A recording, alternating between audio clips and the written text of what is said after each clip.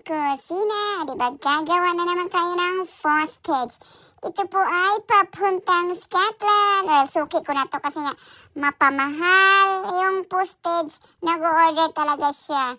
Kasi nga noon, diba, yung DHL, UPS, sobrang mahal. Kaya, nung last year din naman, nag-try naman ng Royal Mail ulit yun. Mahal din yung Royal Mail kasi nga guaranteed pala yun. Ngayon naman ang tinry ko first class. Pero yung first class sign 4 naman yun. Kaya iba din yung presyo ata kasi pag first class lang iba yung presyo. Pero sa online na ako gumawa kasi nga parang medyo mura pag online ka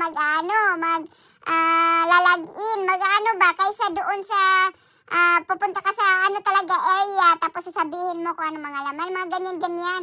Magtatanong, marami kasing tanong doon sa post office, post office. Tapos ayun, yun nga, in-online ko na lang, medyo mura kaysa nung last month ata yung may nagpa-deliver din sa akin. Medyo mas yun, hindi, magkano ba yun? O diba nakalimutan ko pala.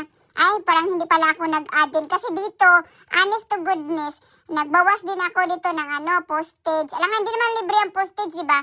Postage, saka konting gasolina. Kasi nga, diba, papunta doon. Yung slight lang naman, siguro 50p, 1 pound, ganyan ba?